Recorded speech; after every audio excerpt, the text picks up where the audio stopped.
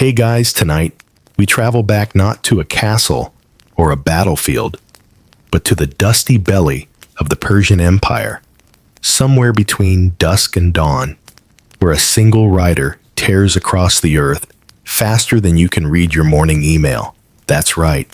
Before tracking numbers, before trucks, before even the word mailbox, there were men on horseback, racing across deserts, mountain passes, and rebel lands to deliver royal messages with military precision.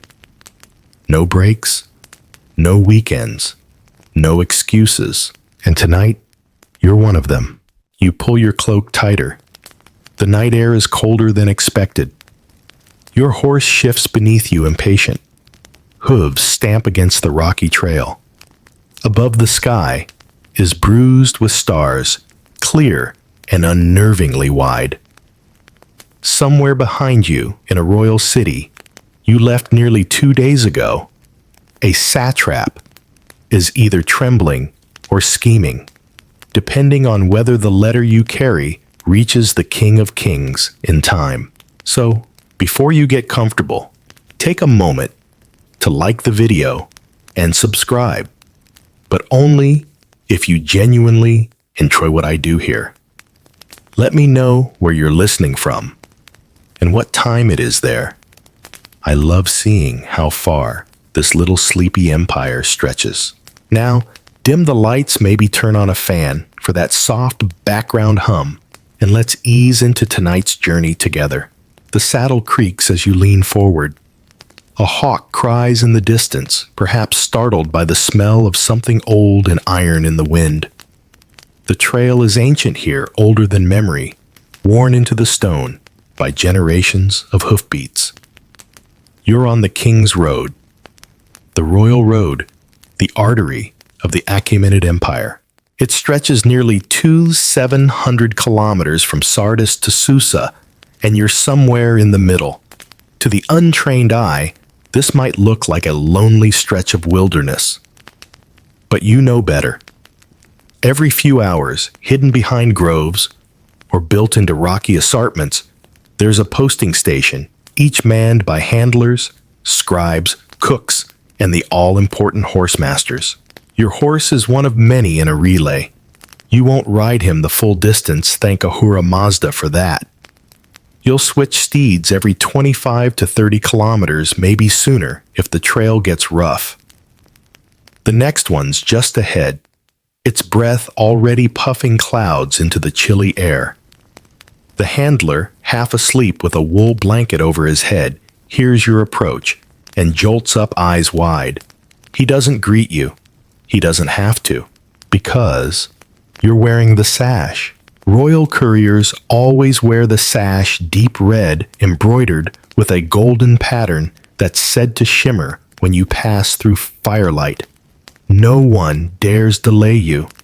In fact, if a handler makes you wait more than 5 minutes, he might lose a finger, or a hand, or worse, his post. It's not a glamorous job, but it's a sacred one. You're the king's voice made flesh, his command galloping through the dark. Historians still argue whether this courier system was the brainchild of Darius III himself, or if it evolved from older Mesopotamian practices. Either way, by the 5th century BCE, it was so efficient that Herodotus claimed messages could cross the empire faster than the sun could set. Of course, he was exaggerating. Or maybe not. Some writers said the relay system moved as fast as 200 kilometers in a single day. That's faster than some modern delivery trucks through LA traffic. The funny part, you don't even know what's in the message you carry. Could be news of rebellion. Could be an order to move troops. Could be a reminder to pay tribute or a death sentence for someone too slow to obey. But that's not your concern. You're not a general. You're not a judge. You're the blur in the distance, the dust on the horizon. You're sleep-deprived, saddle-sore, and very aware that if your next horse slips a hoof in that ravine over there, you're going to have to deliver the letter on foot. And let's be honest, you probably won't survive that. A small fire glows ahead. The handler has prepared everything. You dismount. Before your horse fully stops, swing the leather satchel from one shoulder to the next and toss the reins. The new horse snorts and stomps. It smells urgency. You check your water pouch half full. Thank the gods, secure your sash, and mount again in one swift motion. The switch took 90 seconds. Could have been faster, but hey, you're only human. As the firelight recedes behind you, you feel it again, that eerie quiet of the Persian wilds. Sometimes riders swear they hear whispers in the rocks. Others claim the gods speak louder when you're alone on the trail. You wouldn't be surprised. Out here, it feels like even time is listening. And if you're wondering whether these postal riders were a rare breed, oh yes, they were. Not just anyone could join the Angarium, the Royal Messenger Corps. You had to be able to ride fast, read terrain like a map, and survive off jerky garlic and barley bread for weeks on end. Not to mention, fend off the occasional bandit, or lion, or depending on your route, a group of very confused Greeks. You sigh. Your legs are starting to ache again, and there's still hours until dawn. Somewhere behind you, that satrap is probably pacing.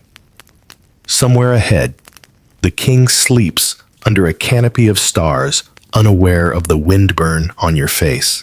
And yet you push on, because in the Achaemenid Empire, no one outruns the royal male. Your breath comes out in white plumes, now matching the puffs rising from your horse's nostrils. The air gets colder as the trail bends upward, weaving into the early arms of the Zagros Mountains. You pull your hood tighter, grateful that someone at the last station insisted you take the thicker cloak. You hadn't argued. Riders who argue with mountain handlers usually end up cold or worse naked in a river, trying to warm up after a bad fall. The trail is rougher here, carved into stone by centuries of travel. The royal road isn't paved in the way you might imagine a smooth golden highway through the wilderness. No, this is the ancient world. The Achaemenids didn't lay down asphalt. They smoothed what they could, cleared what they had to, and let nature do the rest. But it is a marvel. You're not the first to travel this path. Merchants, envoys, priests, generals, all have walked or ridden this very ground. In fact, Herodotus, yes, the father of history himself, praised the Persian courier system for its speed and reach, noting that neither snow nor rain, nor heat, nor gloom of night stays these couriers from the swift completion of their appointed rounds. Sound familiar? That quote's now you etched into the U.S. Postal Service building in New York. Ancient Persia, your OG FedEx. But unlike the mail carriers of today, you don't carry a sack full of wedding invitations and coupons for goat's milk soap. No. You carry one message, just one, written on parchment or clay or wax-coated wood. And that message, it's sealed, not with glue, with power. Persian messages bore royal cylinder seals, engraved stone rollers that left intricate patterns when pressed into clay or wax. If the seal was broken upon delivery, someone was going to lose their job or their head. That's why you check the seal now, mid-ride, just by feel. The clay disc is intact. Good. You don't want to know what happened to the last rider who fumbled a delivery during a rainstorm. Below you, a valley opens up. Small fires flicker in distant villages. Farmers sleep. Dogs bark at the wind. But the royal road continues uninterrupted. It runs straight through forests, fields, mountains, and deserts, all connected by one imperial artery. Built under Darius I around the 5th century BCE, the road allowed the king to move information across the empire in about 7 days. 7. That's the same time it takes modern airmail to get from Turkey to India when the post office is feeling sluggish. Historians still debate whether all 700 kilometers were constructed by Darius or inherited in parts from the Assyrians and Babylonians before him. What's clear, though, is that he systematized it. Station to station, rider to rider, without fail. He made it official. There were even distance markers and toll points. And if that doesn't sound modern enough, get this, the Persians also had what we might call a postal budget, with rations allocated for horses' fodder and, yes, emergency wine. The wind picks up again, stinging your face with icy grit. You taste salt, probably from old tears or new sweat, and realize you haven't blinked in a while. No matter. The next station is just beyond the ridge. You can see the faint flicker of its fire now.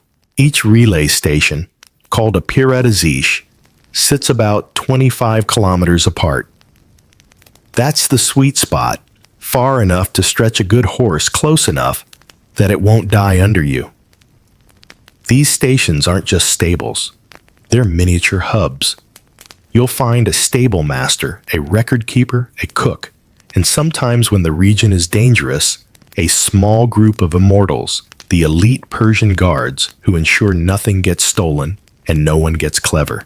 Your horse stumbles slightly, just a quick skip step, then regains rhythm. You mutter a soft encouragement, something between a blessing and a threat, and the beast pushes on. It knows the routine. And here's a fun fact to keep your spirits up. Some records suggest that Persian kings, paranoid and perfectionist as they were, would occasionally send secret riders behind the couriers. Their job not to carry messages, but to spy on the ones who did. If a rider stopped too long, lingered at a tavern, or heaven forbid read the message, well, let's just say he'd be replaced. Swiftly and with great ceremony, usually involving a cliff. You crest the ridge, and there it is, a torchlit way station, nestled between two boulders, smoke curling from a stone chimney. The stable master steps into view, his face lined with sleep and frost. He squints at your sash, then waves you in. Again, no words. Just practiced gestures. You swing off your horse hand over the reins and reach for the canteen that's being handed to you, lukewarm barley tea. Heaven, the new horse, is smaller but stockier, built for the rocky descent ahead. You exchange nods with the handler and mount. 90 seconds again. That's the gold standard. You wonder briefly if you're being timed. You ride on the horse, sure-footed, on the now sloping path. Somewhere to your east lies Persepolis, glittering in marble and firelight. You won't see it tonight, but it's there, the heart of the empire. The place from which orders are born, where kings stare down maps and murmur commands that ripple outward like stone drops in a vast lake. You're just one ripple. But oh, how fast you move. And as the station vanishes behind you, the wind now at your back, you think of something the Greek historians often forgot to mention. For all their admiration of Greek democracy and Roman roads, even they couldn't stop talking about Persia's postal magic. Because no one, not even Zeus himself, got the message across faster than a Persian courier at full gallop. The descent from the ridge is slower than you'd like, but safer than the alternative, rolling down the slope in a tangle of limbs, leather, and royal correspondence. Your new horse places each step with the caution of a gambler weighing his last coin. You let him because you know what happens to couriers who rush down loose gravel in the dark. They end up as cautionary tales whispered at way stations. A pair of torches flicker in the distance. They mark a checkpoint, one of many dotted along the royal road, manned by dusk patrols who check sashes, seals, and faces. Not to slow you down, no. These men are trained to wave you through in under 30 seconds. But if something doesn't add up, if your sash is off, if your face doesn't match the one described in the ledger, or if your horse reeks of the wrong province, you're not going anywhere. You approach the post, and the guards rise from their fire. Their eyes are sharp, despite the hour. One steps forward, peers at your sash, and then at the seal pouch on your hip. He grunts and waves a glowing stick toward your satchel. It's not magic, just a reed soaked in resin, burning bright enough to read your wax seal. Satisfied, he nods. Ride fast, he says. It's the only thing he's allowed to say. You do. The system works because of these silent links. The Royal Road wasn't just about the road. It was about trust rules and a shared understanding that if a message didn't arrive, cities could burn. The King of Kings Darius, or later Xerxes, depended on that network, the way your brain depends on neurons. Every station, every checkpoint, every stable boy was a nerve sparking across the empire's spine. Historians still argue whether these checkpoint systems evolved purely for postal use or were co-opted from military patrols. What we do know is that they worked efficiently, quietly, and with a kind of ominous elegance. In an age where bandits roamed freely and every road could end in robbery, the Persian system made mail feel sacred. Beyond the checkpoint, the land levels out. You pass fields gone fallow for the winter ghost crops outlined in frost. A thin fog hovers just above the ground, glowing faintly under the moonlight. In the distance, you spot a watch post built into a knoll. It's barely visible, unless you know to look a dark slit in the hill, with a fire hole carved into the roof. That's one of the signal towers. The Persian postal system didn't rely solely on riders. For messages too urgent, even for horseback, the empire had a network of signal fires, flames and smoke that passed coded messages across peaks, like a nervous system made of fire. Each station could send simple alerts, such as enemy approaching or royal birth announced with a sequence of fire bursts or colors. One blaze on a dry night could carry a message hundreds of miles. It's not as romantic as galloping across the plains, sure, but when the stakes were high, fire traveled faster than hooves. Still, the riders, you were more reliable. Fire could be blocked by rain or fog. A rider, well, he just kept going, or died trying. Not ideal, but effective. You pass another watch post, and this time, you notice a small pile of stones stacked neatly outside. 5 stones. That's the signal that 5 riders passed through this week. It's a simple, silent way for outposts to keep count without ink or parchment. You smile. You're not alone on this road, even if it feels that way. And just ahead, flickering between the trees, you see it, another way station. This one's older. The beams sag a little and the walls are patched with mismatched clay. A lantern swings gently at the entrance, casting soft arcs of gold onto the muddy path. You dismount quickly, hand over your reins, and barely glance at the hostler before grabbing the fresh horse. This one's nervous. Young. You don't like that, but you mount anyway. There's no time to be picky. A child runs out and hands you a pouch of dried apricots. You nod your thanks and tuck them into your cloak. Trail food. Keeps your jaw busy, keeps you awake. As you ride again, the forest thickens.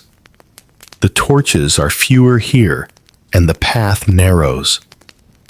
Every crack of a branch sounds amplified. You keep one hand on the reins, the other near the satchel. Not for the seal, for the dagger beneath it, because here between stations is where things get tricky. Some riders carry decoys, fake messages, forged seals, even false satchels filled with sand. If they get attacked, they drop the decoy and run. Most bandits fall for it, most, but not all. You remember a tale whispered at the Susa station about a rider who outsmarted a dozen thieves by doubling back on a hidden trail, arriving at the capital 2 days early. They called him the Ghost of the Road. No one ever saw him again. Either he retired a legend or he died out there still holding the seal. Your horse snorts, ears twitching. You lean low, murmuring nonsense words, calming him. You wonder if the last rider to use this horse was as nervous as you are. Maybe he made it. Maybe not. And still you ride, because, on this road, time is not a suggestion. It's an expectation. And as you pass beneath an arch of sleeping trees, as the road dips and the stars blur with your pace, you remember what one handler once told you with a crooked smile. Sleep is for couriers who deliver late. You don't intend to join their ranks. The sun isn't up yet, but the air has shifted. There's a faint gray bloom on the eastern horizon, just enough to make the trees around you look like looming statues rather than ink-black blurs. You've ridden through the worst of the forest, and now the terrain flattens into the early fringes of farmland. Your back aches. Not from the ride itself, you're used to that, but from the sheer concentration. Every hour, you've been scanning for movement, listening for things that shouldn't be there. The metallic jangle of a hidden sword, the wet shuffle of a wild animal, or the dreaded silence that comes right before something bad happens. So far, nothing. Which makes you uneasy in a whole different way. At least now, in this open space, you can let your thoughts drift a little. The road straightens, carved like a ribbon, through low hills and plowed fields. You know this stretch. It's the approach to one of the more fortified relay points. And you know what that means? Time to check your load. You slow your horse slightly and slide a hand inside your outer cloak. The satchel is where it should be nestled against your ribs like a second heart. Inside, wrapped in waxed linen, is the message. On a thin rectangle of tanned parchment folded 3 times and sealed with a clay disc bearing the unmistakable pattern of the king's signet, a winged disc flanked by 2 lions. You don't open it. You never do. But sometimes, in the moments between exhaustion and adrenaline, you imagine what it says. A troop movement order. A tax warning.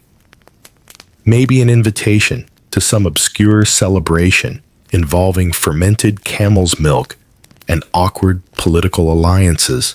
You smile to yourself. But just a little. Riders don't laugh too much on the road. It uses up breath better saved for shouting at startled sheep. And now, a little fun fact. Persian couriers didn't just carry words, they carried worlds. Messages were not merely letters. They included military maps, carved tokens, wax-sealed tablets, even contracts etched onto thin metal sheets. Occasionally, they carried gifts, 2 coins, spices, rings, to curry favor ahead of more direct negotiations. The king liked to grease the wheels of empire. Historians still debate how much autonomy couriers had. Were they glorified postmen? Or did some over time become informal diplomats? Records hint at riders who earned enough trust to negotiate minor treaties or deliver coded threats that didn't require ink at all, just the presence of the sash and a few whispered words. And speaking of coded things, some messages weren't even readable by most of the empire. The Persians wrote in several scripts, including Old Persian Elamite and Aramaic. It all depended on where you were and who the recipient was.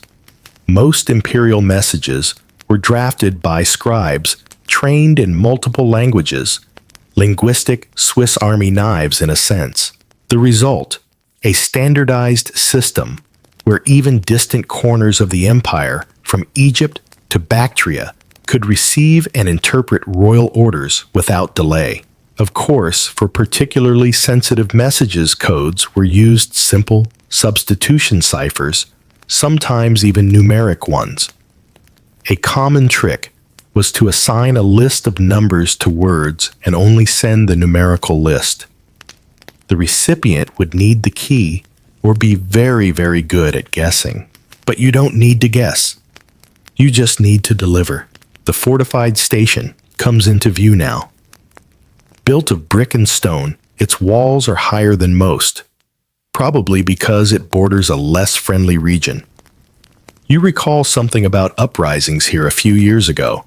Some tax official got too greedy, or too drunk, or both. The rebellion didn't last long. Nothing did when the couriers ran faster than the rebels could retreat. A flag flies over the compound. It bears the royal emblem in stitched gold sunrise over stepped mountains. That's the signal that the station is secure and awaiting dispatch. If the flag were down or torn, you'd ride past without stopping. Better to risk a tired horse than to walk into a trap. You slow at the gates. Guards step out. 2 of them. One wears a helmet slightly too big for his head. The other has the half-curious, half-suspicious look of someone who used to be a farmer but now gets paid to hold a spear. You nod. They nod. One of them mutters, "Name which you give." Then your number. Yes, you have one. All couriers do. Your identity etched in the records of Susa, tied to your face, your sash, and the kind of wax you use on your boots. They wave you through. Inside, you dismount. A younger rider is already there warming his hands by a fire pit. He looks barely 15. Probably new. You nod again, no words exchanged, and walk to the logbook. You sign in using a stylus and inkpot recording your arrival time to the minute. The stable master hands you a cloth-wrapped bundle. Dried figs, flatbread, salted fish. Trail rations. You slip the food into your saddle pouch and inspect your new mount. She's a beauty sleek, dark wide-eyed, but calm. You whisper something into her ear, a nonsense word that calms you more than her. 30 seconds later, you're back on the road. And here's a quirky little tidbit. Some of the saddlebags used in the Persian postal system had hidden compartments. Not for smuggling. Mind you, though, that did happen, but for weather protection. A double lining of oiled goat hide kept messages dry in case of sudden rain. If you think that sounds unnecessary, you've never had to explain to a general why his battle orders look like soggy pita bread. The sun is rising now, a pale smear against the horizon. The landscape glows gold and pink. For a moment, it's beautiful enough to make you forget your saddle sores, but you can't forget the message. You never do, because the truth is, you carry more than ink and parchment. You carry the illusion that the empire is in control, that it can stretch from sea to sea, across deserts and rivers and mountains without breaking apart like so many others. And it's your hooves that hold it all together. The sky shifts from soft pink to a more assertive blue as the sun lifts itself over the hills like a lazy king stretching across his marble throne. It's full daylight now, and that changes everything. No more whispers in the trees. No more riders wrapped in shadows. In daylight, the royal road becomes a different animal. Less ghost story, more parade route. Peasants trudge alongside their goats. Merchants set up roadside stalls with baskets of figs, dates, and pungent cheeses. A group of musicians, inexplicably cheerful for such an hour, plucks lutes by a mile marker, as if auditioning for a festival that no one invited them to. You pass them in a blur, your new horse at a smooth canter. The beast's breath puffs rhythmically, already, warmed by the food and fire from the last station. You don't name your horses not because you don't care, but because you don't have time. A named horse is a remembered one, and out here that's dangerous. The station handlers pride themselves on efficiency. At their best, they can swap out a tired mount for a fresh one in under 90 seconds. Think about that reins-off, saddle-checked pouch, secured rider mounted and gone faster than a modern-day tire change in Formula One. Some historians believe this might be the earliest form of institutional relay racing. Others argue the speed was a byproduct of fear, not sport. Either way, it worked. A courier's success, and often survival, depended on the seamless choreography of these pit stops. And every handler knew it. Some even kept sand hourglasses to time themselves. The fastest stations won extra rations wine, or if they were really lucky, a new thatched roof. Competition bred loyalty. Loyalty bred speed. You reach the next post just after mid-morning. The sun is behind you now, which is both a comfort and a motivator. You dismount without prompting, toss your reins, and take the new horse in one fluid movement. The handler gives you a quick salute, a thumb and 2 fingers pressed to his brow. A good omen. You ride on, and the road widens. Here, on the empire's central spine, the royal road stretches wider than usual, enough to accommodate camel caravans, royal processions, and military convoys. It's been flattened by centuries of feet, hooves, and wheels. It's dusty, yes, but also miraculously smooth in places. That's not by accident. The Achaemenids didn't just build a road, they built the road. Historians still argue about how much of it was constructed from scratch and how much was absorbed from earlier civilizations. What's not in dispute is this: the royal road was a planned, maintained, and guarded artery of communication, trade, and control. Engineers leveled terrain, built bridges over rivers, and dug drainage ditches to keep the path from flooding. In some regions, they used stone paving, in others, compacted earth. And in dry, windy provinces, they even lined parts of the road with gravel to prevent sand from burying it. You're literally riding on an ancient miracle of infrastructure, and you're probably overdue for a water break. You reach into your saddle pouch and retrieve a small gourd of diluted wine. Not enough to get drunk, never on the job, but enough to cut the dust in your throat. You sip, swish, and spit, like a tired priest blessing the road. Then, as you round a bend, you spot trouble. A cart is blocking the path. Not broken, just stuck. 2 oxen paw at the dirt, while a man in a frayed tunic yells things at them that you suspect even the gods wouldn't dare repeat. His wife holds her face in her hands. A child pokes the wheel with a stick, as if personal insults will free it. This would be amusing if it weren't directly in your path. But you're a royal courier. You don't ask people to move. You flash the sash. You slow just enough to let your horse's gait be seen clearly. The sash bounces with every motion, and the man's eyes widen as if he's just seen the ghost of Cyrus the Great himself. He scrambles, hauls the oxen by their yokes, and the cart lurches just far enough to clear your way. You nod. He bows. The child drops the stick. You gallop past. This is the power of the sash, not magic, not law, but a kind of shared fear and respect. It says, I don't have time to explain, and neither do you. You've never misused it, but others have. There are stories of imposters, thieves, spies, disgraced couriers who forged sashes or seals. When caught, they weren't just punished. They were erased. Names struck from the logbooks, face forgotten. Sometimes even their families paid the price.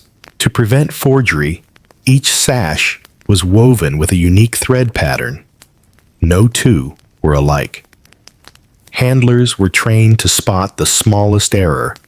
A stitch too tight, a tassel too short. And seals. Oh, don't get them started on seals. Royal scribes is to cylinder seals that rolled across wet clay to leave raised designs, hunting scenes, divine symbols, royal portraits. Some were so detailed that modern scholars still can't replicate the craftsmanship. Your fingers brush the pouch again. You can feel the weight of the seal through the satchel. Still intact, still cold, and still urgent. You pass another milestone, carved into a low pillar, 900 kilometers to Susa. The numbers are fading, but you can read them. You've trained your eyes to recognize markings at a gallop. It's a party trick among couriers. That, and being able to sleep standing up while pretending to listen.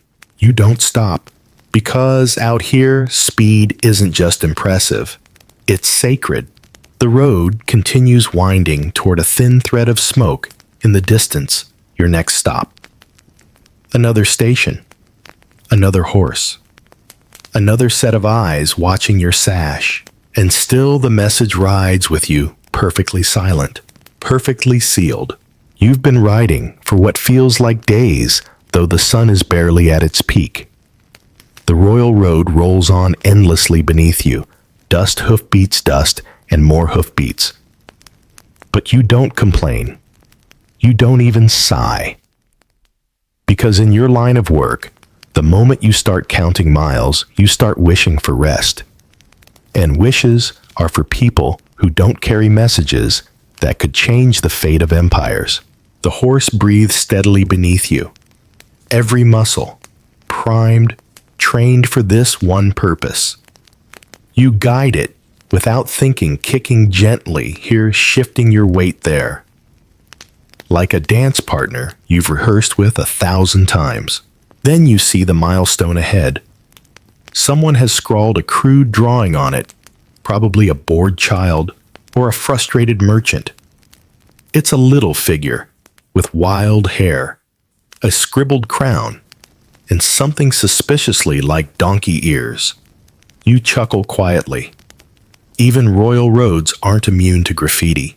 But what you're really focused on is the number 850 kilometers to Susa. You're getting closer. Not close, but closer. Still, speed has its price. Persian couriers were held to exacting standards.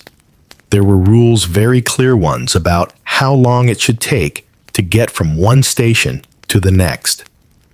Each route had a schedule. Arrive too early, and you'd draw suspicion. What corners did you cut? Arrive too late, and you'd face consequences. And let's talk about those consequences for a second. Lazy riders were fined. Repeated offenses could mean expulsion from the Corps, or worse, reassignment to the salt mines near the Caspian Sea. And trust me, you really don't want to spend your retirement scraping salt in sub-zero winds while wearing a burlap sack and questioning your life choices. But fines were the light punishment. For cases of negligence, dropping a message, losing a horse, or breaking a seal without explanation, the discipline was harsher.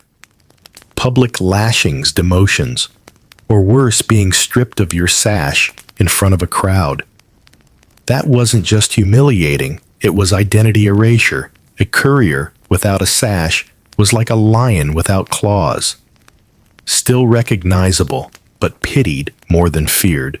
Historians still debate whether all the strictness was necessary. Some argue the rules were a response to earlier system breakdowns, maybe during Cambyses' shaky reign. Others believe it was Darius's attempt to build a flawless bureaucracy that ran smoother than his armies. After all, swords win battles, but letters win kingdoms. You see a dust cloud ahead. Not smoke, not fire, riders. Two of them approaching fast from the opposite direction.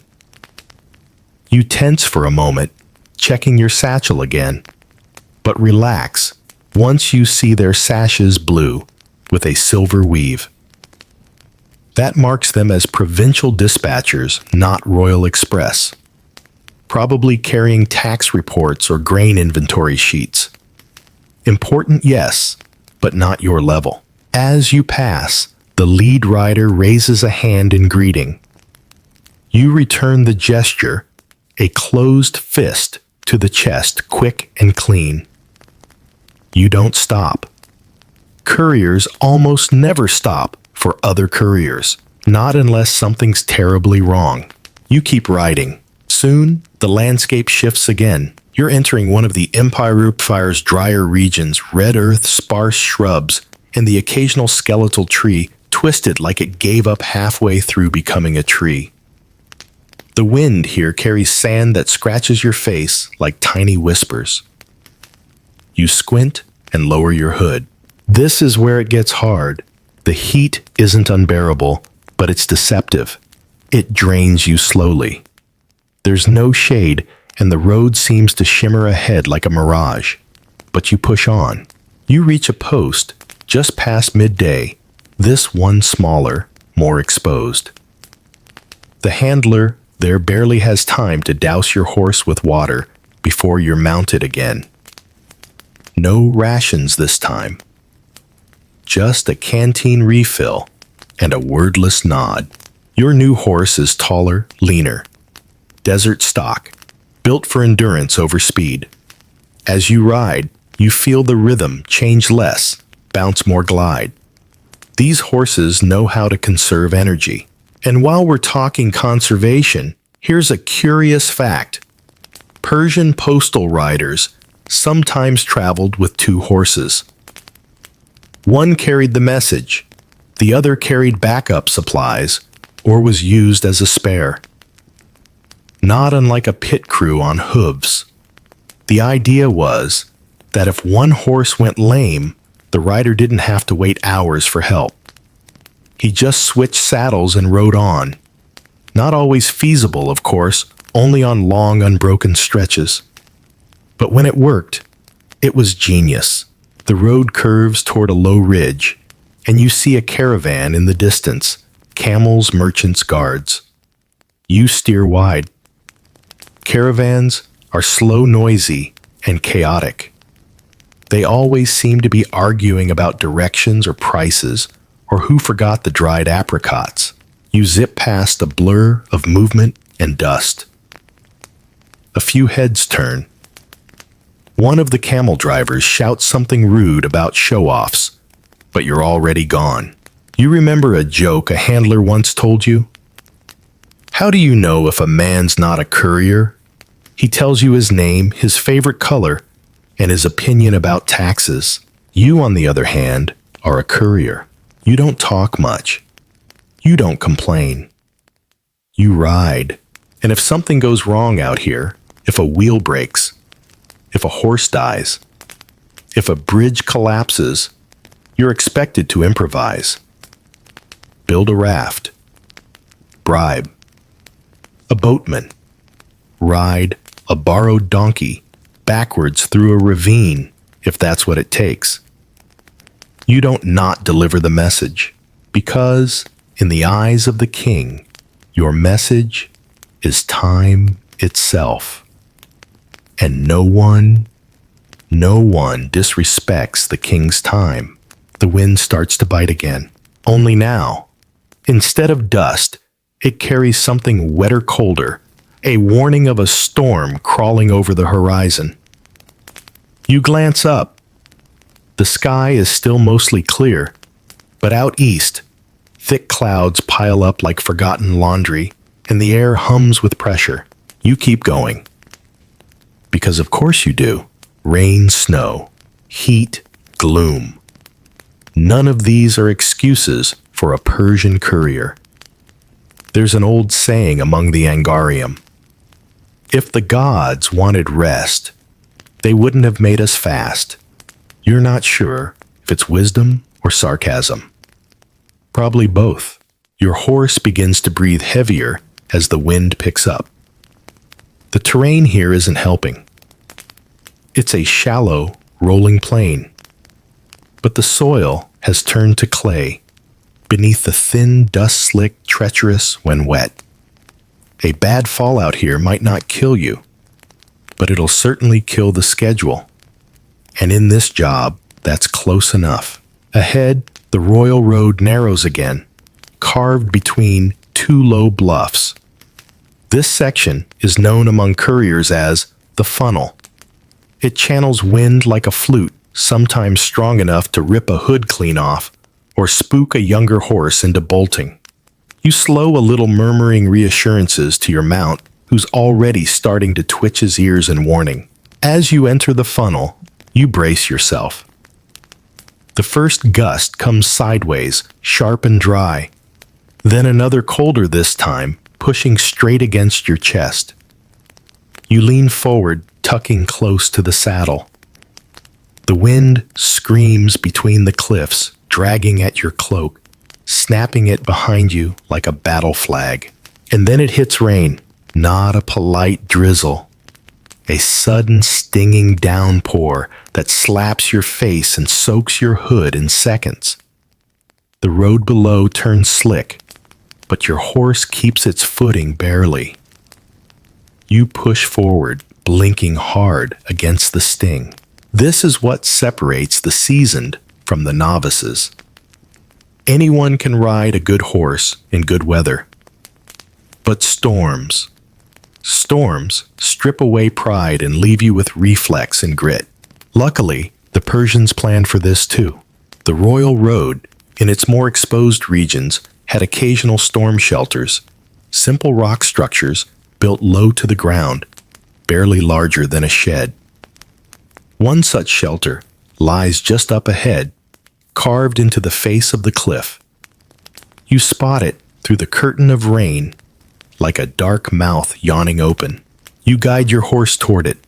No time to dismount. You just duck inside, pulling the animal with you. Inside, it's cramped, dry, and smells like hay and old sweat.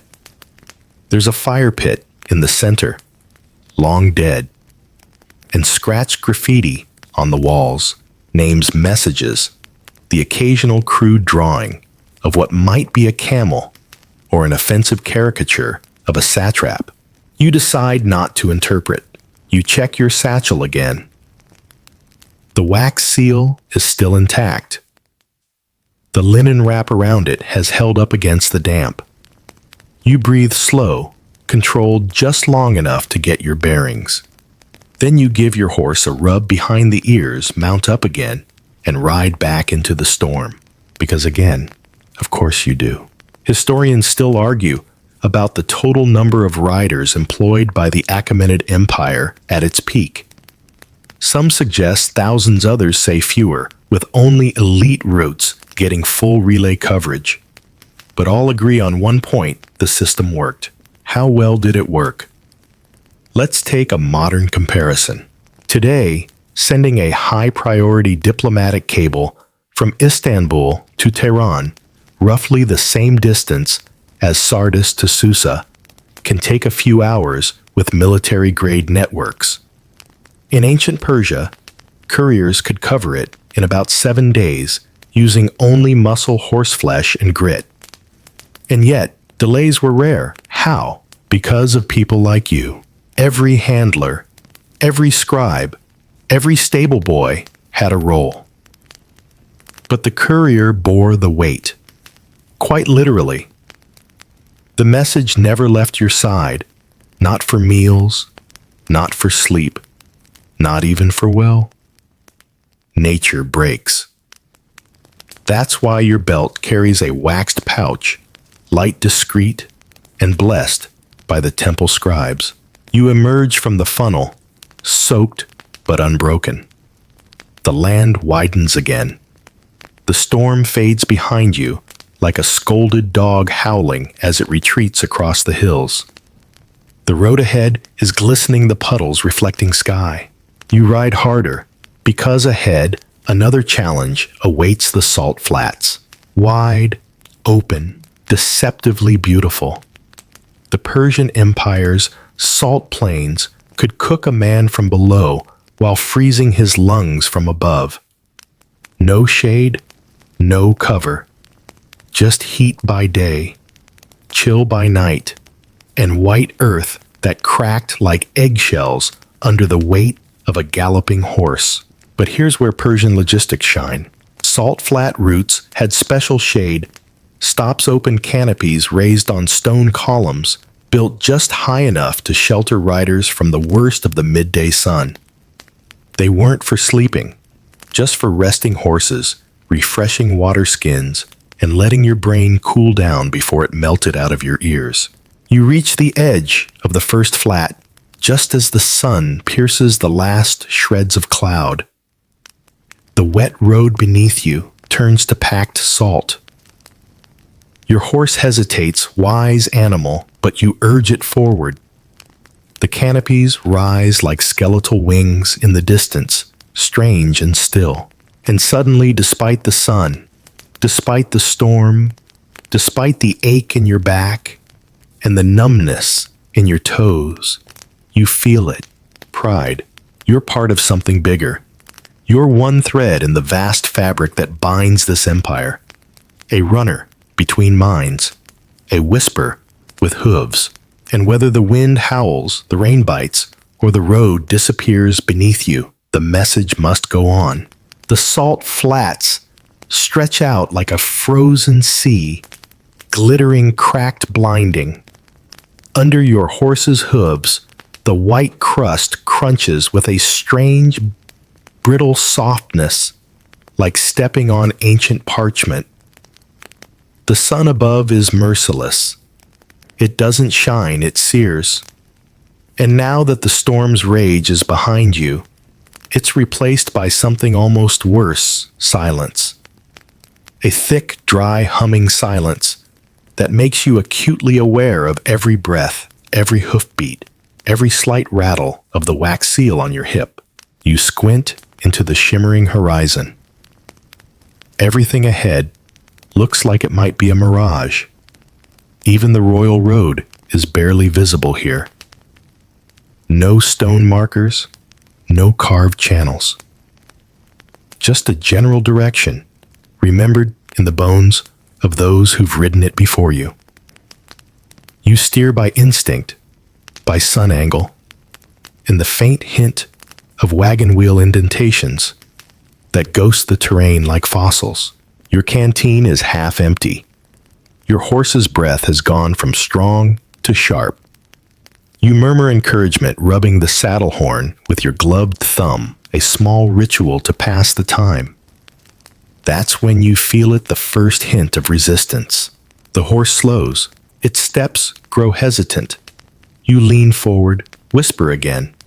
But this time, it doesn't listen.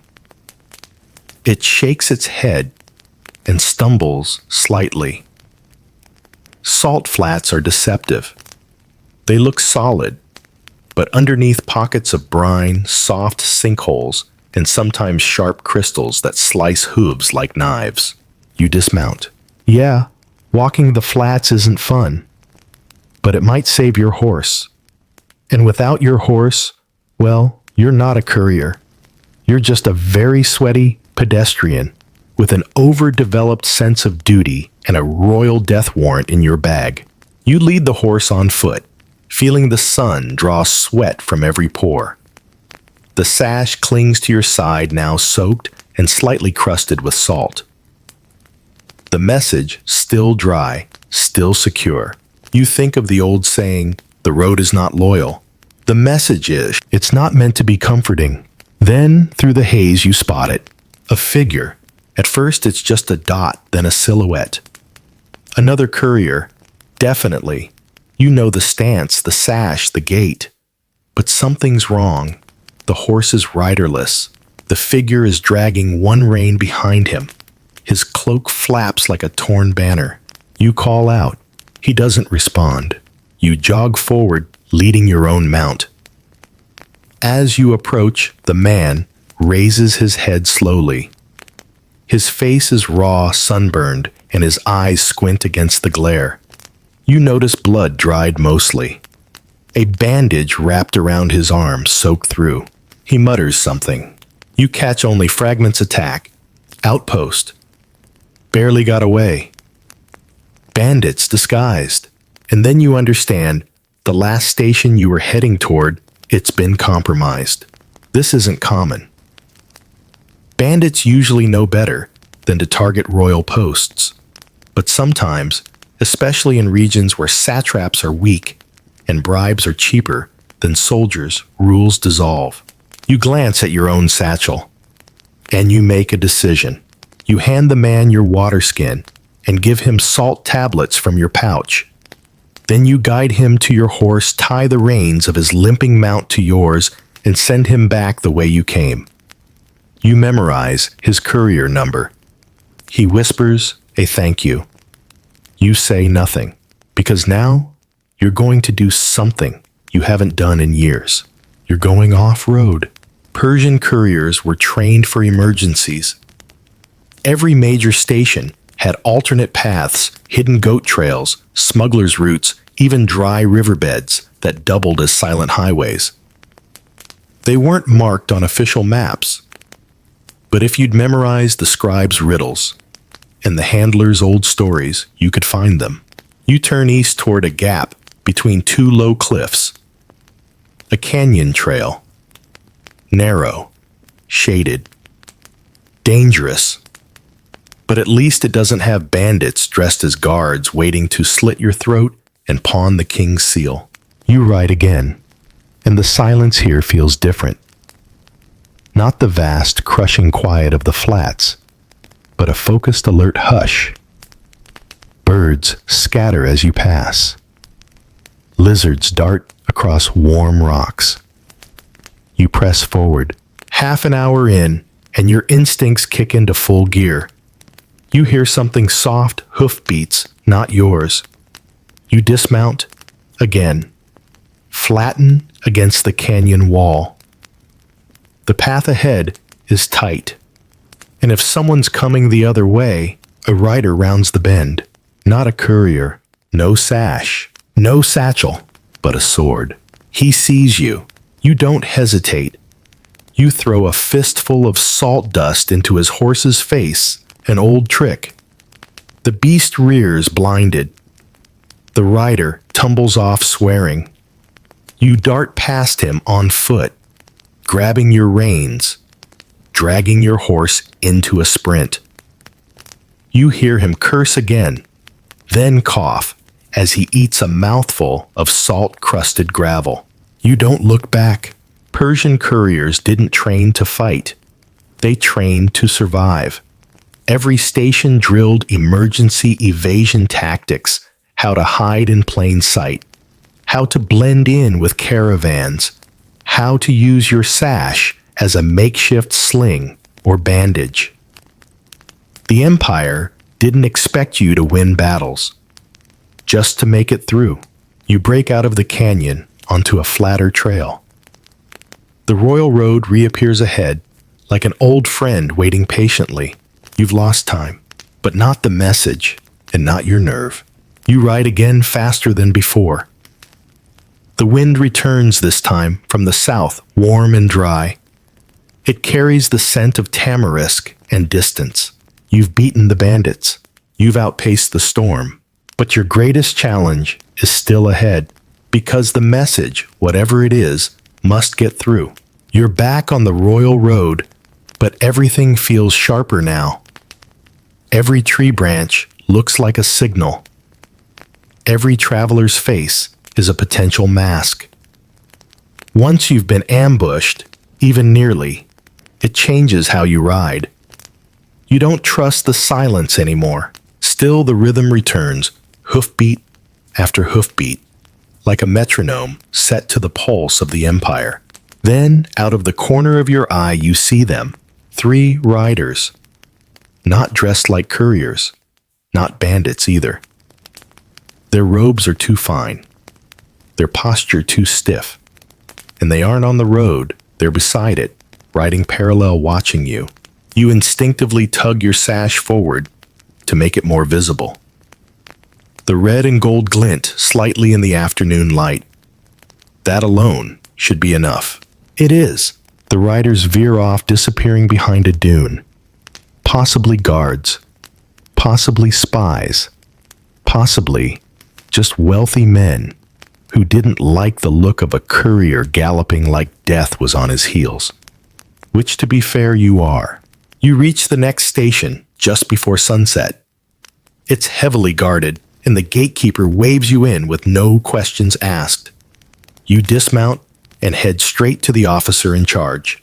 He looks you up and down, noting the salt stains, the flecks of dried blood that aren't yours, the frayed edge of your sash. You hand over your satchel. Not the message, just the satchel for inspection. He grunts. You met trouble. You nod. He doesn't ask for details. Instead, he gestures toward a nearby tent where a team of elite guards is stationed, the Immortals. 10,000 strong at full strength. They're the Achaemenid Empire's finest, but only a handful are ever assigned to postal duties. That's how serious the king is about keeping his mail system pure. You rest for 10 minutes, just 10, enough to wash your face, change your cloak, and down a thick barley porridge that tastes like regret but fills your stomach. Then you mount again, this time with an escort, one immortal, quiet. He rides behind you at a distance, far enough not to spook the horse, close enough to intervene if your luck turns sour again. His presence is both comfort and pressure. If you fail now, you'll fail with a witness. Historians still argue over the exact role of the Immortals in the Persian postal system. Were they just muscle? Or were they also a quiet surveillance network? Letters got through, yes, but so did reports. A courier might carry a message from one satrap to the king and not know that his very behavior, his route speed interactions, was being watched and judged the whole way. It's possible you're being judged right now. The stars begin to bloom above you. The desert cools. The world hushes. Then, from the road ahead, the flicker of movement. A rider galloping toward you, alone. Your escort drops back slightly, a silent signal to prepare. You slide your fingers toward your belt, where a small curved blade waits, not for show. You slow your mount, waiting. As the rider draws close, you see it, the sash. Blue and white, not a threat. The courier pulls up beside you, panting. Storm hit the north route, he says quickly. River crossing gone. You're the only one left from this leg. They diverted all others east. You nod. The escort behind you doesn't speak, but adjusts his reins slightly, acknowledgement. You ask the blue-sashed courier what he's carrying. He holds up a sealed package, bulky. Probably military. You don't ask more. That's not your business. He salutes. Good luck. Then he's gone. You and your shadow ride on. The terrain changes again. Low hills, thin trees, more scattered settlements. You pass a temple dedicated to Ahura Mazda, its fire altar glowing warmly inside. Outside, two priests sweep dust from the steps as if it's a sacred act. One looks up and gives you the kind of solemn nod only old men and statues get right. You remember what the handlers used to say? Even the gods wait for the post. You press forward. Your horse stumbles slightly, just a slip on a patch of loose gravel. But it's enough to remind you that you're not invincible. You pull back the reins. Check the saddle straps. Take a breath.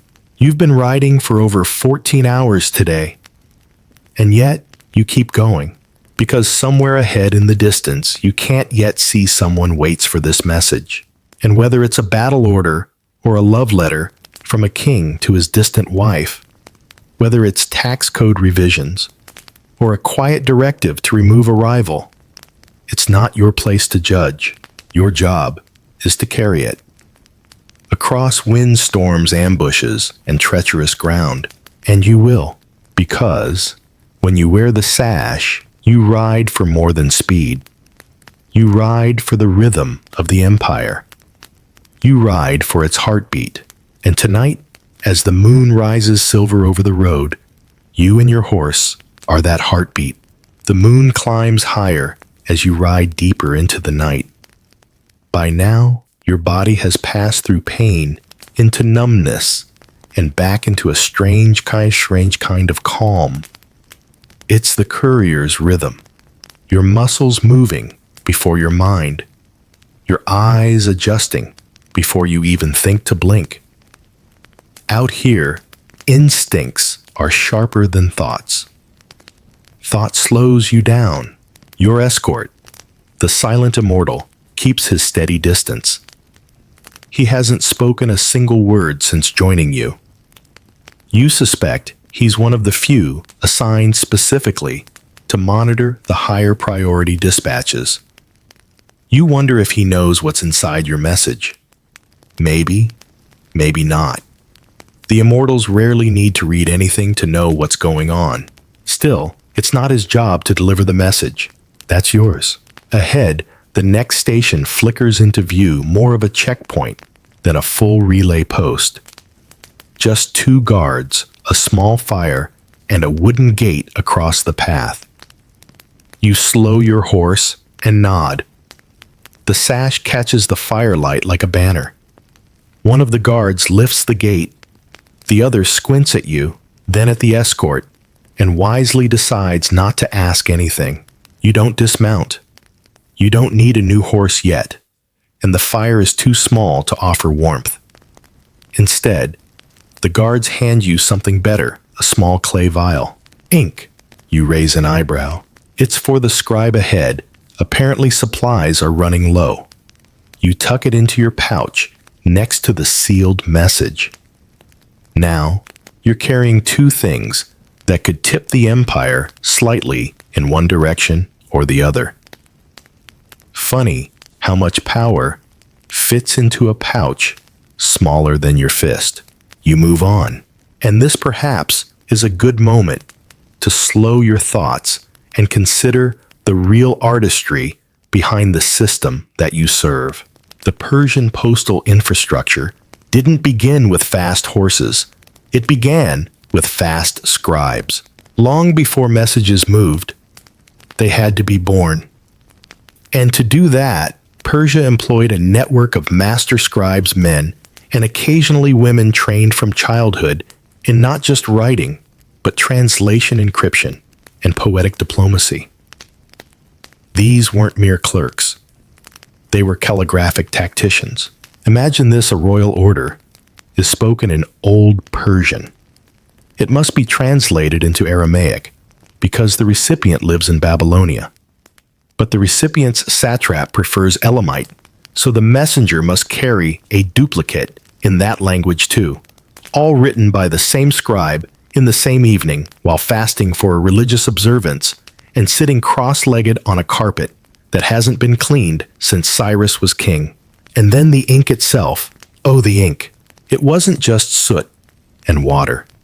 Persian ink was a blend of pine, soot, copper sulfate, and honey.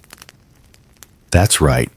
Royal messages were sometimes held together by the very thing bees make to keep their queens alive.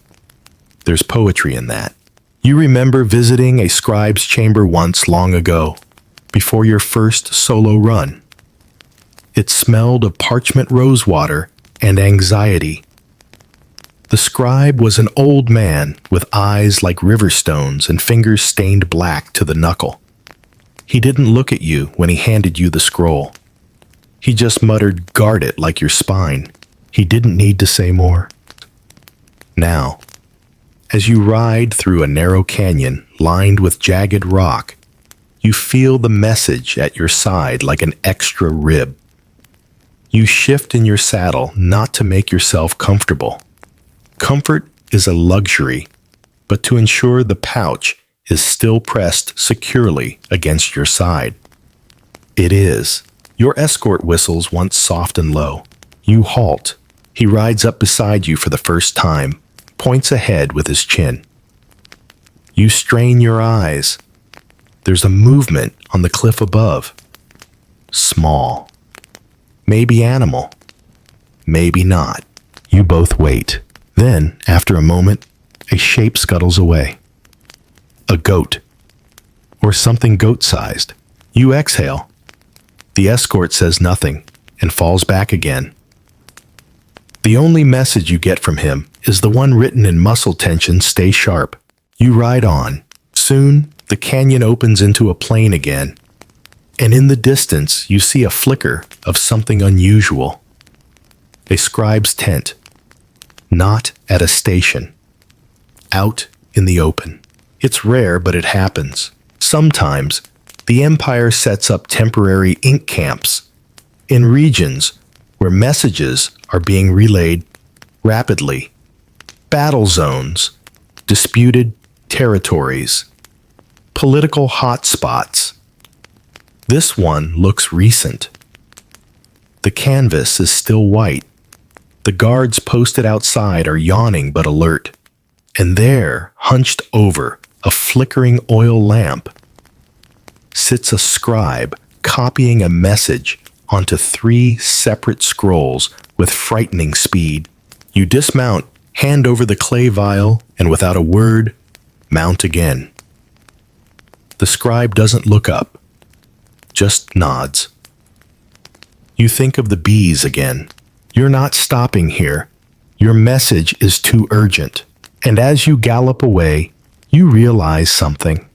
This network, this sprawling web of riders, horses, seals, and fire-coated towers, it only works because everyone plays their part without fail. No room for ego. No room for hesitation. Only one rule: the message gets through. You ride harder. The wind is behind you again. You welcome it like an old friend. It smells of olives and dust, the scent of provinces further south. You're approaching Elamite territory now. Susa isn't far, not in courier terms. Your legs ache. Your back screams, but your fingers tighten on the reins, because now more than ever, the Empire needs its heartbeat, and tonight you are its pulse. Dawn creeps in again, thin and pale. You've been riding through the night with only brief stops, just long enough to swap horses, refill a water skin, tighten a strap. Your world has narrowed to 3 sensations: whined hooves and the reassuring thump of the sealed message pouch against your ribs. Susa is still a few hundred kilometers off, but you're on the Empire's most sacred stretch of road now. This is the King's Backbone, an immaculately maintained segment where the stone is flatter, the milestones more ornate, and the guards more likely to arrest you before asking questions if anything looks off. It's ceremonial in a way, like the last few miles of a marathon lined with people who clap not because they know you, but because they understand what you've survived. And here comes the next ritual. The checkpoint scribe. You spot the small domed hut by the road. A painted sign above its arch bears the emblem of the King of Kings' wings unfurled over twin lions. Outside, a lone man sits on a stool, stylus in one hand, tablet in the other. His eyes rise the moment he hears your approach. You dismount automatically. He doesn't ask for your name. He checks the seal with practiced fingers, brushing off a fleck of dried mud. Then, he scratches something into a clay tablet. Your number, your time, the condition of your sash. Behind him, a fire pit glows faintly. There's a pot on it. You hope it's barley tea and not more ink paste. He waves you through. The escort says nothing, just follows like a quiet echo. But you're starting to wonder. He's not just a guard now. You think he's watching for something specific. Maybe another courier. Maybe a rendezvous. Maybe even the person the message is about. You press on. The road tilts upward now gently, but enough to make your thighs burn again. You welcome the pain. It means you're still moving, still alive, still out running the things that don't belong on the King's Road. And it's around this bend that you see something strange. A man, walking, alone. He's not a courier, no sash, no satchel. He carries only a staff and wears a dust-colored robe. When he sees you, he steps aside, bowing low, eyes averted. But you notice something odd, a second pair of sandals tied to his belt. New. Clean. You slow your horse. The escort does not. He rides past the man without so much as a glance. You feel the tension in your shoulders ease. Probably just a pilgrim. Maybe heading to a shrine in Susa. You've heard there's one near the city gates, a temple where merchants leave offerings to guarantee safe travel back west. Still, you keep an eye on your rear view, so to speak, until the man disappears behind the bend. Here's the thing about being a courier. You start seeing the world in layers. A scribe's tent might be more than a writing station. A traveler might be more than just a traveler. And a simple road could hide more secrets than the palace it leads to. Historians still argue whether Persian couriers were allowed to carry personal messages. Some sources suggest it was forbidden, too risky, too corruptible.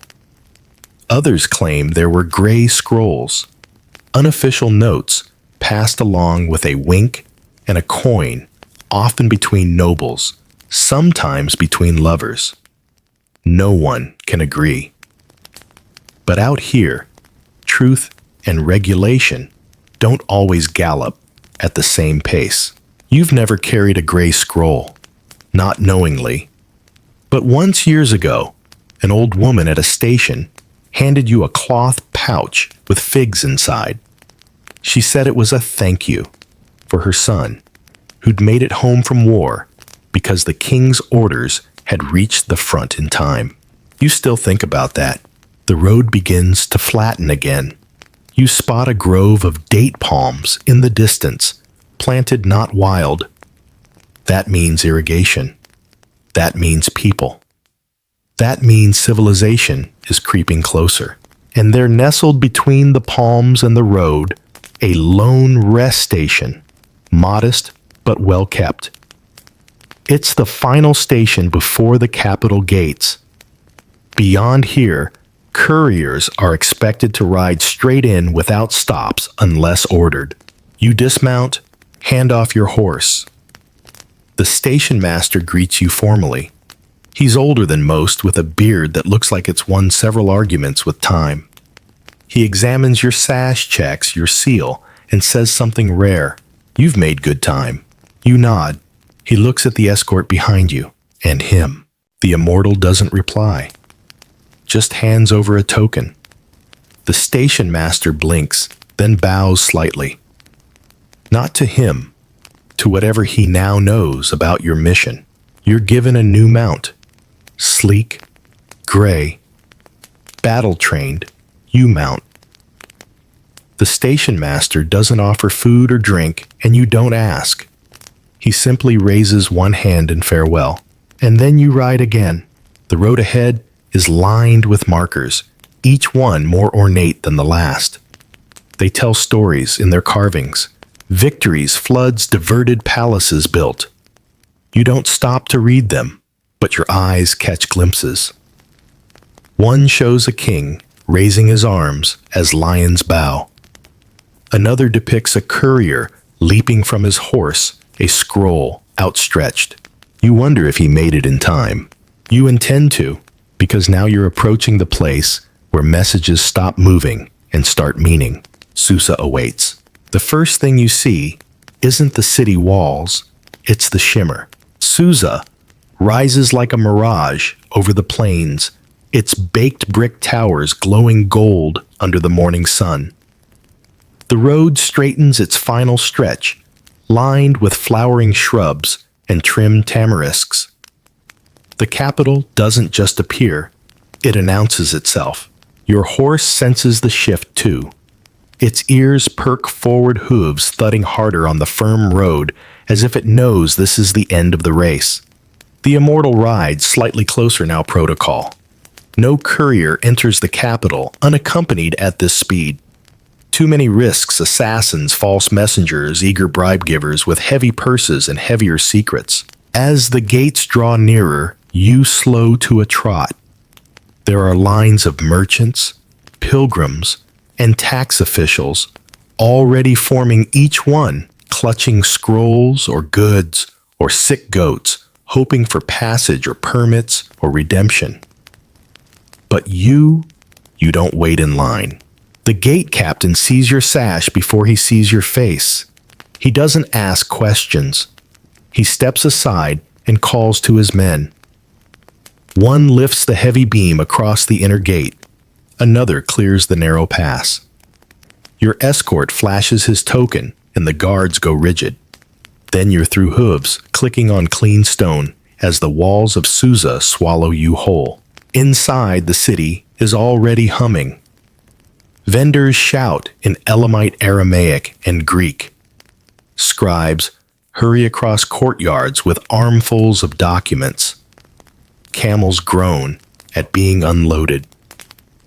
The scent of warm bread, dung rosewater, and ink hangs in the air like a welcome and a warning. You've been here before, of course, but only a handful of times. Couriers don't linger in capitals. It's bad for efficiency and worse for humility. Yet Susa always leaves a mark. She's no longer just a city. She's a living bureaucratic heartbeat.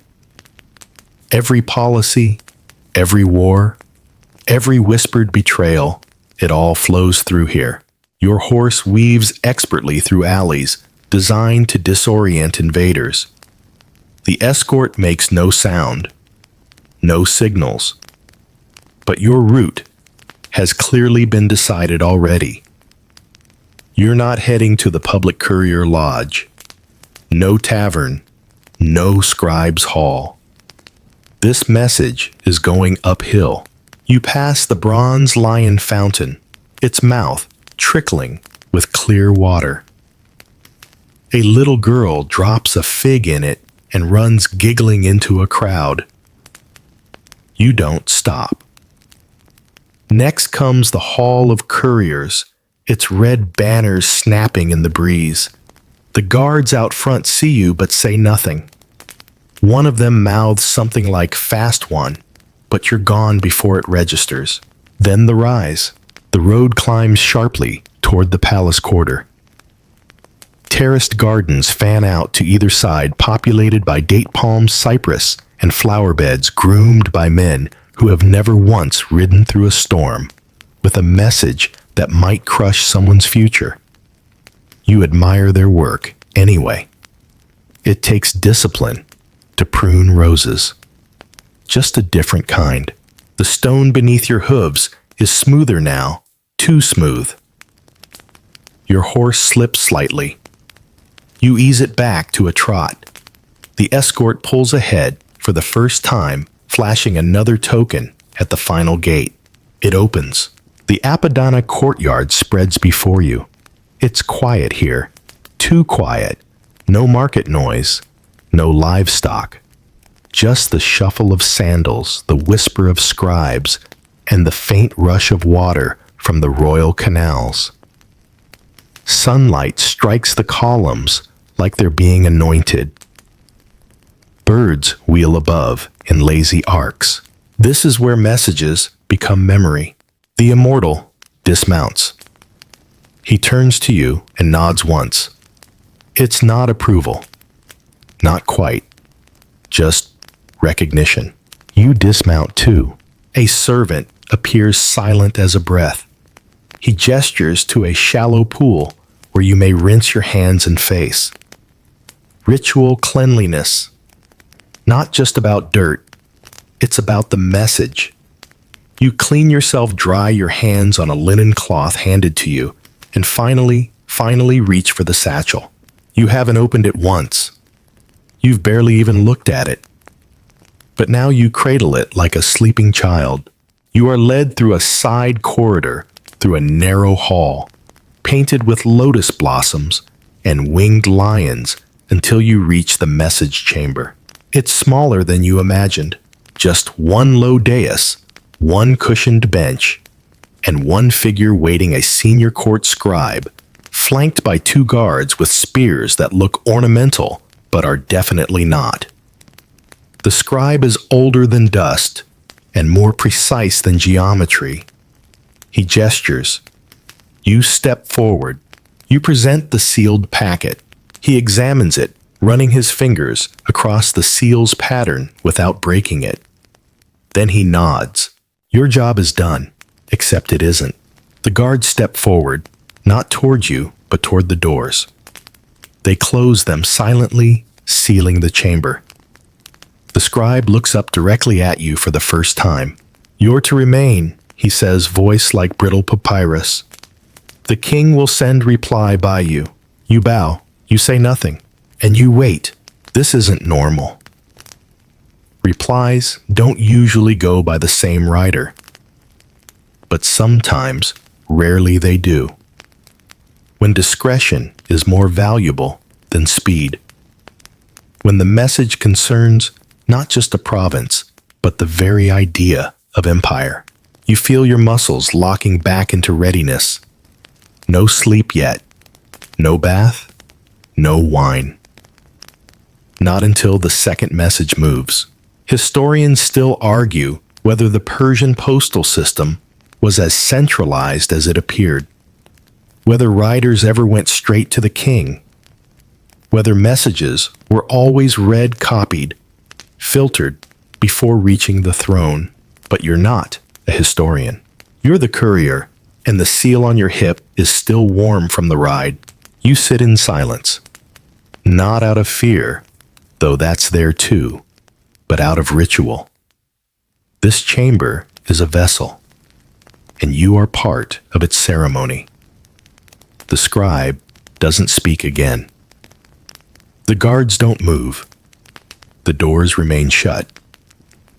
In the quiet, even your breath feels too loud, like it's echoing off the marble. Minutes pass, or is it hours? You're not sure. Time inside the palace flows differently, like it's been diluted in the perfume of bureaucracy and power. You try to stretch your legs subtly without shifting too much on the cushion. The scribe notices. He doesn't react. That too is part of the performance. At last, the inner door opens. Two figures enter. One is another court official, tall, draped in a layered robe of midnight blue with silver stitching that shimmers like starlight. The other carries a fresh clay tablet still warm from the fire, wrapped carefully in silk. It's not the reply. Not yet. It's the content of the reply scribed and waiting for the royal seal. And then you hear it footsteps, not hurried but purposeful. Several pairs, and in walks the royal seal bearer. Not the king, not today. The King of Kings doesn't touch most messages himself. But the seal bearer is no less terrifying in his own right. You've seen him before, once from a distance, when you delivered a dispatch during a border dispute near Egypt. Back then, he wore green. Today, crimson. He carries a small gold case, no bigger than a melon bound in rope. Inside is the royal cylinder seal, carved with the authority of Ahura Mazda himself. With that seal, words become law, orders become history, and fates are carved in stone. The tablet is placed on a low stone table. The seal bearer checks it silently, then presses the cylinder across a strip of fresh wax. The result is a continuous design winged figures, sacred beasts, and the cuneiform script of the High Court. No one speaks until he finishes. Then, with a voice that sounds like it was boiled in ink and burned on parchment, he turns to the scribe and says, "This message rides with the red courier. No stops, no substitutions." The scribe bows. The guards bow. You bow, because you are the red courier. They rewrap the tablet carefully, not in linen this time, but in oil-treated silk, stitched with the king's personal sigil. You recognize it's seen only a handful of times in your life. Not every courier sees it once. You've now seen it twice. The scribe stands and approaches you. "You are to deliver this directly to Satrap Pharnaces," he says. "By hand. No intermediaries." You nod. "No replies expected," he adds. Then, after a pause, "But expect eyes on the road." He means spies. That's nothing new. What is new is the satrap's name. Pharnax governs a border region where loyalties bend in the wind like reeds. He's powerful, popular, and has recently been too quiet, too efficient. It's the kind of efficiency that makes kings paranoid. You understand now the message is more than a note. It's a test, not just of Pharnax, but of you. If the message gets through untouched, unbroken, and unnoticed, it signals control. If not, you press the pouch to your chest and secure it beneath your inner sash. You're given no written route, only a glance from the seal bearer, which tells you that your return path will not be the same as your approach. You'll ride out through the lower east gate, not the courier's lodge. No public stops. No contact with handlers, not pre-cleared. You're a ghost now. The escort doesn't return. You are alone again, which strangely feels more familiar than the marble floors and silken courtyards. You are led by torchlight down a side corridor that eventually opens to a narrow courtyard where a fresh horse waits, black tall, already saddled. a stable boy, bows and hands you a water skin. It's heavier than normal. You unsling it slightly and hear the slosh of something thicker. Wine. Emergency wine. You nod your thanks mount and ride out of the capital without fanfare. The lower gate opens to a quiet path, flanked by low stone walls. Beyond the land stretches open hills and scrub, empty farmsteads, and the occasional flicker of movement that could be a bird or a watcher. You don't care. You ride. And now, in the solitude of open ground, your mind returns to the message itself. You don't know what it says, but you know what it means. It means someone at the top is watching someone near the top. It means the postal system isn't just an artery of communication. It's a scalpel, or a dagger, or a match waiting to be struck. Historians still argue whether Persian couriers knew the true impact of what they carried. Some say no. Others say yes. A few believe some writers even shaped events, choosing which roads to take, who to delay, what eyes to let see them pass. You don't consider yourself that clever. You consider yourself fast and loyal and unbroken. So you press forward past the final stone marker, etched with the words, "The empire rides on the backs of men who do not stop."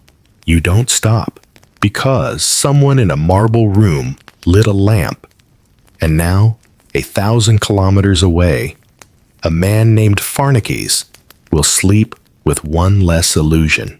The empire is listening, and you are its voice. The path east is narrower, less traveled. No merchant caravans, no temple processions, no lazy traffic of goats and gossip. Just you, the whisper of hooves on cracked earth, and a horizon that keeps moving no matter how fast you ride. This route is deliberate, not the shortest, but the quietest. You pass no way stations, no inns, no checkpoints bearing the royal sigil. Every interaction, every handoff, every fresh mount must now be trusted to pre-cleared allies, shadow couriers, and unmarked handlers posted in farmhouses, outposts, and half-forgotten granaries. And the worst part, you don't know who they are. You only know the signs, 3 stones stacked by a cypress. A clay jug turned upside down on a wall. A dog with a red ribbon tied to its tail. All things you were told once years ago, in a whisper over barley bread and dry wine by a handler who has long since disappeared. This is the hidden road, the part of the royal road that doesn't appear on any scroll, but exists in the memories of riders who've survived this long. It's strange, really. You'd think this route would make you nervous, but no. This feels familiar, like slipping back into old boots. Painful, tight, but known. You pass the first marker at noon, a cracked milestone with no number. Only a chipped bird carved into the stone. From behind it, a figure steps out, young, cloaked eyes down. No words. He holds out a water skin and a leather cord with 3 bronze beads. You take both. The beads aren't decoration, they're a coded signal. They say the way ahead is watched, but safe. You nod. He disappears back into the scrub. Your new horse is lighter, nimbler. Better for rough terrain. You let it pick its own pace through the dry gullies and sharp bends that define this part of the empire's fringe. It's here between rock and sun that you remember the stories. They're never told in cities, only on the trail. The courier who outran a sandstorm by riding into a flooded ravine. The woman who disguised herself as a goat herder and delivered a message disguised as a folk song. The boy who rode day and night only to arrive and find his recipient already dead. But his message still read aloud. True or not, it doesn't matter. The message always arrives, even when the world does its best to silence it. You reach the second marker by nightfall, a tree stump burned black with a single flower blooming from its center. You don't understand the botany, but you know the code. A relay is nearby hidden. You circle a cluster of boulders until a rock shifts and a man appears from behind it. Older, weather-beaten, wears no sash, but carries a horse branding tool with the royal crescent carved into the handle. He grunts. Ride far. Farther still, you reply. He nods and whistles. A door opens. Not a real door, just a gap between rocks and brush. Inside, a saddle already sits on a waiting horse. Black, broad, unblinking. The man tosses you a small pouch of crushed figs, sweetens the mouth, keeps you alert. You ride. The wind shifts again. Cooler now. You're climbing higher ground, edging into a hill range that separates satrapies like ribs, dividing a chest. The stars come out flickering.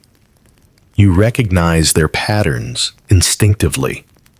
One marks the direction of Sarpir Ridge, your last landmark before reaching Farnik's territory. You whisper to the horse. Not because it needs it, but because you do. And here comes the next test. A crossroads, unmarked. No torch, no guide. But you remember left is faster. Right is safer. Left means cliffs, loose stone. But the satrap's compound lies just beyond the ridge, maybe a day's ride if nothing goes wrong. Right means an extra night, an extra stop, an extra risk of being intercepted. You don't hesitate. You turn left, because the message isn't yours. But the responsibility is, as you ascend the ridge, you feel it in your bones. This is the point of no return. You've crossed so much of the empire. Its deserts, rivers, salt plains, fire towers, scribal halls. You've raced shadows. You've outrun silence. But this is the edge of the blade, and there on the ridge's peak, with the moon casting your shadow long across the stone, you pause, not to rest, but to listen to everything you've carried, to everything that waits ahead, to the weight of ink clay and silence. And then with one last look behind you, you ride down the other side into the dark. The message is still sealed, and so is your fate. You descend the ridge just before dawn. The road, if you can still call it that, is little more than a goat track winding through loose rock and the occasional stubborn shrub. It's quiet here, not in the peaceful way, but in that strange, loaded quiet, like the land itself is holding its breath. You ride with your body leaning forward close to the horse's neck, letting the animal choose its footing. Halfway down, you see the smoke, thin, controlled, not a fire a signal. You slow. It's coming from a plateau ahead, just above a bend in the trail. You count the puffs. 2, then pause. Then 1. Not a warning. Not a danger call. It's a confirmation. They're expecting you. As you round the bend, the satrap's compound finally comes into view. Low walls of sun-baked stone, a double gate flanked by soldiers too still to be farmers. You're not quite in Farnik's domain yet, but this is the final post. A place that exists outside the map and off the record. The guards step forward as you approach, but say nothing until they've both scanned your sash, your horse, your face. Then one nods. You're early, he says, not as praise but as fact. Another leads you inside. The compound is modest, more of a fortified outpost than a palace, but clean organized. The kind of place run by people who understand that neatness buys time when chaos arrives. They lead you to a chamber, bare stone-walled, with just a low bench and a copper basin of water. You know what this is holding. Not for punishment, for protocol. They don't let couriers wander loose, even trusted ones. Not this deep into delicate territory. They offer no food, no questions, only stillness. So you sit and wait. Not long after the satrap's emissary arrives. Not Pharnax himself. Not yet. This man wears dark red, no insignia, no jewelry. He's younger than expected, but carries himself like he's tasted every flavor of betrayal at least once. He gestures toward your pouch, the message. You shake your head. By hand you reply, voice steady. To the satrap. Direct. He stares at you for a moment too long, then nods. You are led through a smaller corridor, down a slope, into what seems like a garden. But the plants are muted, and the path is lined not with flowers, but gravel and low thorns. A place for walking and thinking, not for leisure. There beneath a fig tree, shaped by pruning and age, stands Pharnax. He is not grand. He wears plain robes, hair tied back in the Elamite-style sandals, dusted with the same dirt you've ridden through. He looks up from a scroll as you approach and says nothing at first. He simply watches. You bow. He gestures. You remove the pouch slowly, carefully. You do not kneel. You do not need to. The sash grants you standing here, even in the satrap's presence. You present the message. He takes it, unwraps it, turns it in his hand. The seal remains unbroken. He nods once, small but real. He does not open it. He tucks it into his robes. Then he speaks. You've come far. You don't reply. He studies your face. And yet, you do not ask what it says. You meet his eyes steady. Not mine to ask. He nods again. This time it carries weight. You'll ride back tonight, he says. But not through the royal road. Of course not. He turns, walks away. You are dismissed. No reward, no applause, no ceremony. But the message has arrived. And now, as the sun begins to rise behind the fig tree, you take your first real breath in days. A long one. Letting it fill the corners of your lungs that haven't had time to notice they were empty. The escort returns with a new horse. Fresh. Quiet. You mount and ride west, no longer carrying a message, only its echo. And now, beneath the weightless sky and the soft return of dawn's light, you feel something you haven't in a long time. Stillness. The hooves are quieter now. The air is warmer, gentle even. The hard edges of the empire begin to fade behind you, and the road, though long, feels softer somehow. The message is delivered. The seal is broken. The duty for this moment is done. And though your body still aches from the journey, the rain, the sand, the endless road, you carry nothing now but the hum of your heartbeat and the slow rhythm of your breath. There's peace in the silence, the kind that comes only after a race run well, after storms survived, after paths chosen not for ease, but for truth.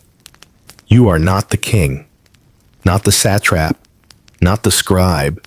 You are the line between them, the thread that binds decision to outcome. And now, like all threads, you rest. The horse beneath you exhales softly. The sun warms your hands. Somewhere far behind you, the capital buzzes with new messages, new orders, new questions. But they are not yours. Not tonight. Tonight, you are a shadow drifting home through golden dust with nothing to prove and nothing left to carry. Let that thought linger. Let your breathing Match the gentle sway of the saddle. Let the road stretch quietly ahead with no urgency and no destination but calm. You did your part, and that's enough.